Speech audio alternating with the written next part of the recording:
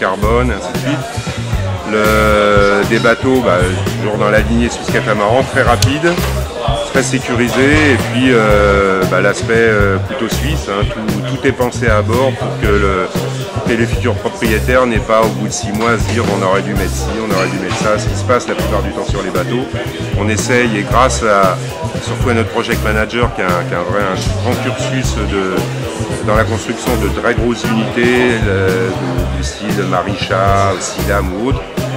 C'est un géo pour tout, qui pense à tout, et donc ce qui fait que quand on prend un Suisse Catamaran, que ce soit le futur 65 ou les plus petits, 45 ou autres, on a vraiment tout ce qu'il faut à bord pour faire de la croisière hauturière. Ce qui est la philosophie de base des Swiss Cat, c'est-à-dire des bateaux appelés à faire des tours du monde, à naviguer sur toutes les mers du globe. Et vous êtes venu qu'avec Non, on présente le 65 aujourd'hui, donc avec les architectes de pays des groupes qu'on a choisi pour le développement de ce bateau, en plus de notre architecte intérieur qui est Sébastien Schmitt.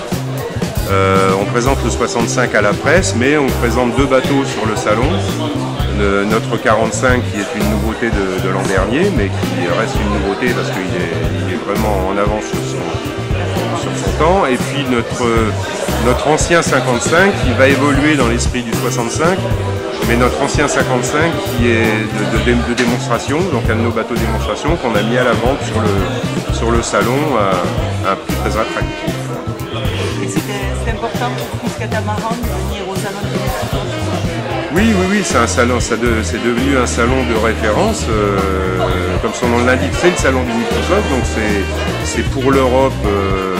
Bon, il y a Düsseldorf, il y a Paris, il y a Cannes, il y a tout ça, mais c'est le vrai salon de référence du multicoque, du monde du multicoque. Donc on est tous, que ce soit outre-mer, sur Katana, on est tous des vieilles relations et on se respecte tous. Et donc c'est vraiment le bon endroit où il faut être. La preuve, c'est qu'il y a une clientèle internationale maintenant qui se déplace. L'an dernier, sur ce salon, on a vendu notre ancien 55-1 à un Australien qui est venu spécialement à la Grande Motte pour découvrir un maximum de catamarans. Il faut bien penser que la France est quand même le pays qui a la plus grande gamme de catamarans à offrir sur le marché du catamaran. Et votre petite nouveauté là, est à quel prix? Le 65, c'est un bateau qui va démarrer en prêt à naviguer aux alentours de 2 millions, 2 millions 100. En prêt à naviguer, c'est-à-dire les gens partent avec. Alors après, il y a forcément des options de confort qui peuvent être ajoutées. Une annexe, alors une annexe, il y en a à 10 000 €, il y en a à 20 000 €. Donc ça, pour nous, c'est de l'option. Mais en prêt à naviguer, dans le concept Suisse Catamaran, c'est-à-dire en carbone, ce qu'il faut pour partir, on va être aux alentours de 2 000 €. Dans une année, vous en vendez à peu près combien? On espère beaucoup, non. En fait, si on pouvait se comparer par rapport au monde de l'automobile, vous avez Peugeot qui Renault, c'est des très bonnes voitures, avec des techniques de fabrication robotisées où on met un petit peu tout ça de la même façon. Nous, on va se comparer plutôt à Maserati, on va dire qu'on fait des bateaux à l'unité pour un propriétaire. Alors c'est pas du total custom, parce que les coques, tout ça, le roof ne va pas changer, mais on offre une telle palette de modifications à l'intérieur du bateau que entre la signature, le cahier des charges qu'on va fixer avec le client et surtout la production, le soin qu'on apporte à la production, c'est-à-dire pour sortir, mettons le petit 45, on prend 8 mois. Donc nous, notre objectif, c'est à peu près 4 bateaux par an. On n'est pas du tout sur le marché du bateau qui va partir après pour la location, le charter, qui est déjà bien représenté par des grosses entreprises comme Lagoon, comme Fontaine Pajot, dont c'est le secteur d'activité. Nous, on est dans un créneau totalement différent. On va dire sur le marché du catamaran, on est sur une niche de 5-10% de la clientèle, au même titre que, on va dire, Maserati ou Range Rover, etc. Donc on n'a pas ce besoin de très grande production. On est depuis le début sur fonds propres grâce à Jörg Van Lins qui a créé cette société. Et notre objectif est de faire des beaux bateaux qui vont durer dans le temps, de faire à terme un club Suisse Catamaran, enfin rejoindre un peu l'esprit Swan en restant très humble. Hein. Mais bon, l'objectif, le futur, on essaye de le voir sous cet angle. Voilà. Ben, c'est moi qui vous remercie. Les grandes particularités donc, du S2C45, c'est la base du concept, c'est toujours le bateau rapide qui va remonter au pré et qui va marcher à toutes les allures vite, dans le confort, mais manœuvrable surtout par une personne seule. C'est-à-dire que ce bateau-là, ça va être deux couples qui va prendre les grandes vacances, comme on dit, un tour du monde ou autre, enfin bon, peu importe le programme, mais qui va partir monsieur et madame, avec les enfants qui viennent rejoindre à tel ou tel endroit, ou les amis. Et donc il faut, ce qu'on a voulu, c'est que le skipper, enfin le propriétaire, puisse manœuvrer sur tous les postes, c'est-à-dire voile ou autre, tout seul.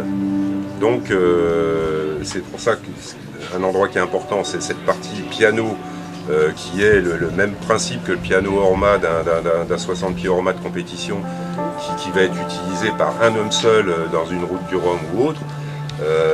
On a reproduit ça sur ce bateau et on parle toujours de facilité de manœuvre d'une personne, mais des fois c'est un winch là-bas, un winch là, un winch là-haut.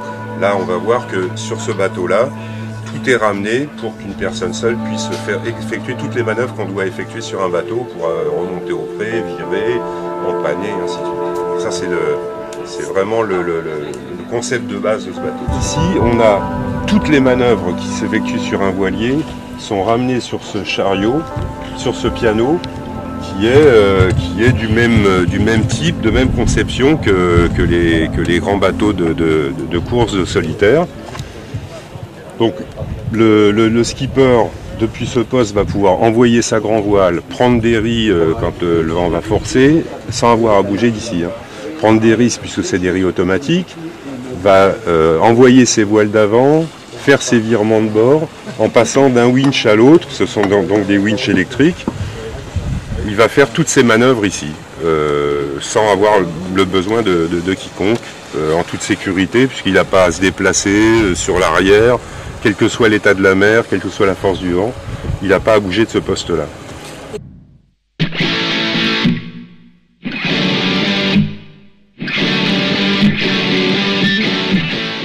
On a la mer qui s'agite un peu, comment on fait pour aller de l'avant à l'arrière en toute sécurité. Donc on a une main courante qui est à poste, qui est intégrée, qui est jolie, c'est pas un gros bout de ferraille qui traîne. On a un pont qui est absolument flush, dégagé. Donc vous voyez par exemple ça, c'est peu de choses, mais c'est une des sources de guéguerre entre monsieur et madame. Quand on est le mouillage, c'est toujours une période un petit peu tendue. Parce que le skipper, il veut que l'ancre tienne bien, lui il fait le beau derrière la barre, fait ci, fait ça, et madame a la responsabilité de s'occuper d'une manœuvre qui est quand même habituellement quelque chose d'un petit peu physique. Les catamarans ont besoin, quand ils sont au mouillage, de ce qu'on appelle une patte doigt, c'est-à-dire comme ils ont deux coques, on est obligé d'équilibrer la chaîne par ce qu'on appelle une patte doigt, c'est bêtement une corde en triangle, qui va permettre d'avoir le bateau pris dans son axe. Donc la plupart du temps, quand on a mouillé, il faut aller accrocher des bouts des choses et des machins et des patins, comme on dit, et des couffins, qui prennent du temps, qui sont relativement pénibles à faire. Nous, Christophe a inventé un système qui est tout fait. On commence à voir repris à droite à gauche.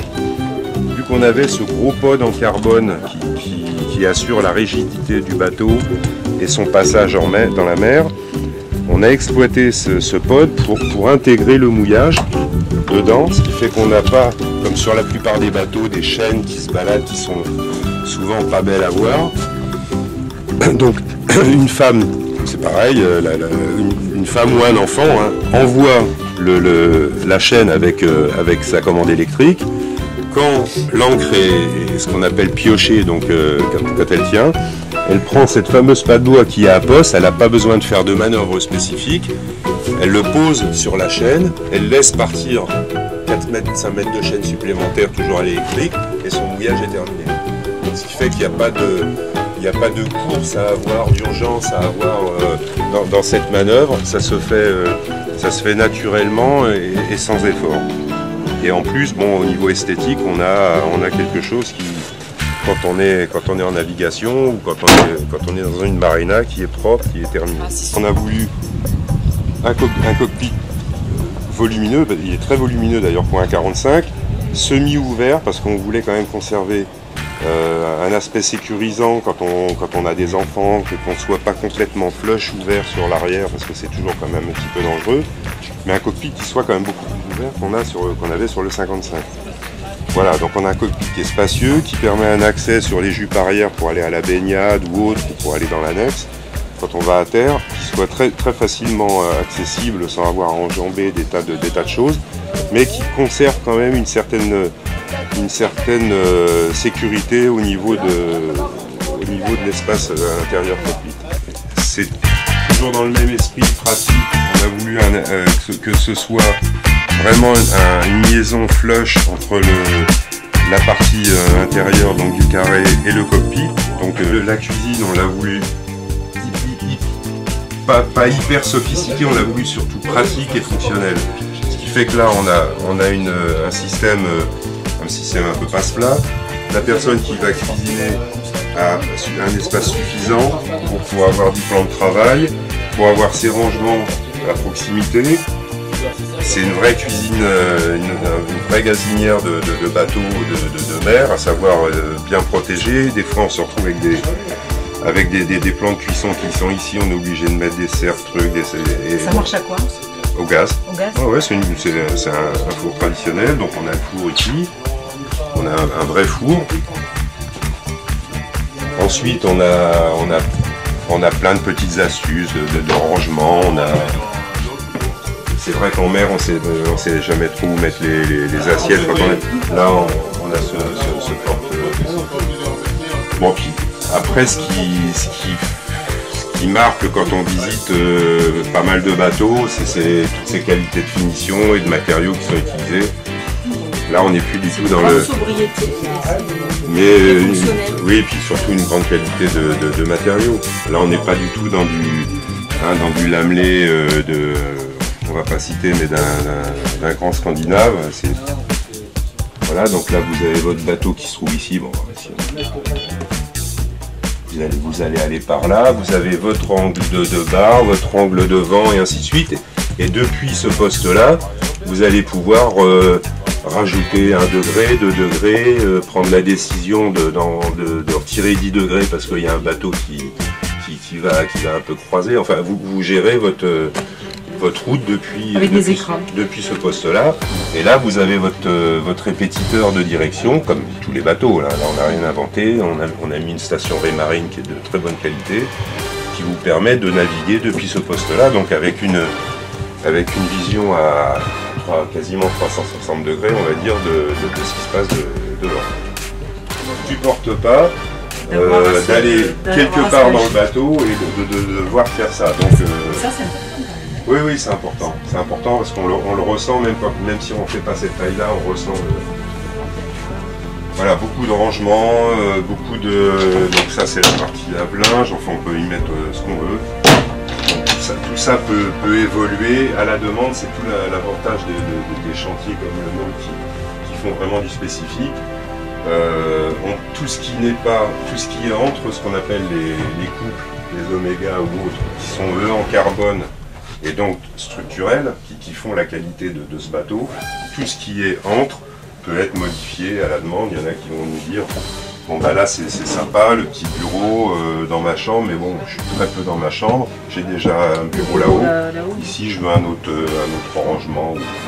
Donc on peut, tout ça peut être bougé. Fait sur demande. Oui, tout ça, que ce soit les coloris, on a un architecte intérieur qui s'appelle Olivier Ourquet, qui est un ex de chez VPLP, donc c'est pareil, qui a participé au design intérieur de bateaux de légende, on va dire, entre guillemets, pour pas tous les citer, mais entre autres le design de Silam, qui est comme un bateau référence, qui fait 28 mètres, un gros catamaran, donc qui propose des tas d'idées de déco.